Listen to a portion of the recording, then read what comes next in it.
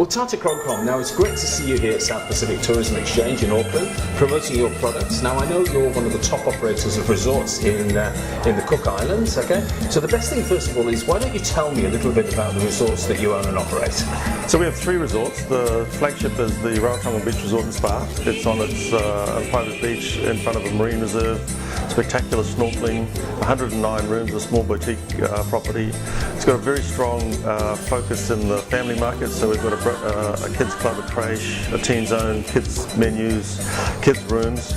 We also have a strong conference market, and then we have a lot of guests on their honeymoons.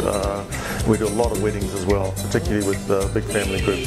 Okay, so that's your flagship property, that's the top of the range. I mean, where do people come from to visit the Raratongan?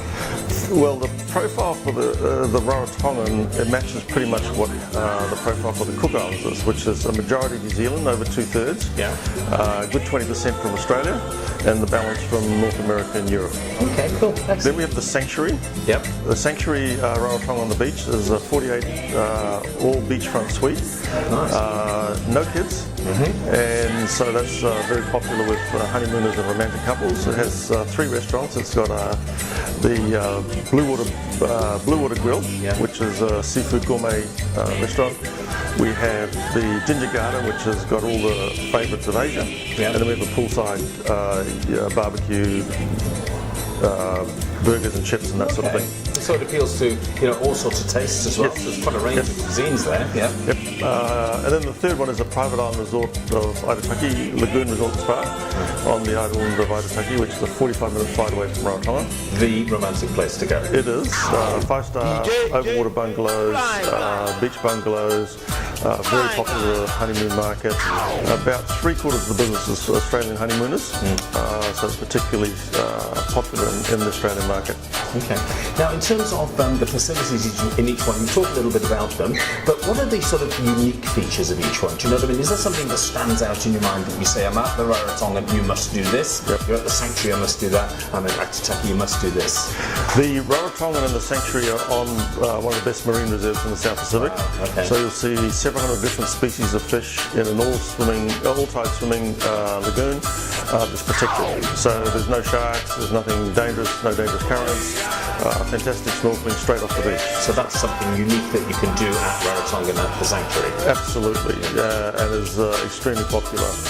We also have, for our wedding guests at the Raratonga and the Sanctuary, is the ability to have the sunset wedding of your dreams with dancers and drummers and a fully catered either barbecue or island feast or a la carte option with entertainment going into the night and into the early morning. We actually have a soundproof nightclub where people can celebrate until 6 a.m.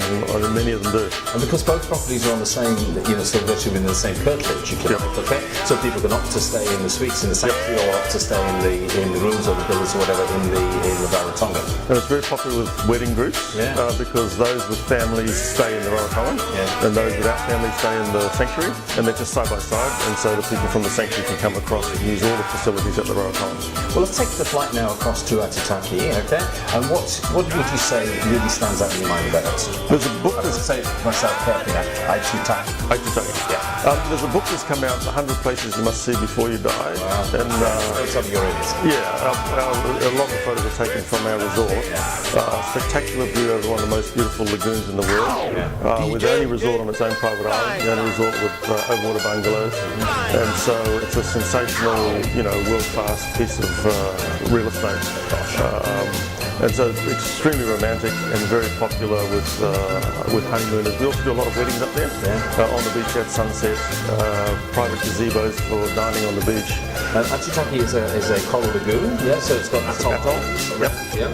So you can go out diving, snorkeling, all that sort of stuff in the lagoon? You can go in the lagoon or out in the ocean. Or out in the ocean, And you can go whale watching, deep sea game fishing, you can go dolphin watching, there's snorkeling within the lagoon. There's bone fishing, which is very much a fighting fish. There's a lot of windsurfing. Kite surfing is one of the best kite surfing destinations in the world. So there's actually a lot to do on Aitutaki. Brilliant.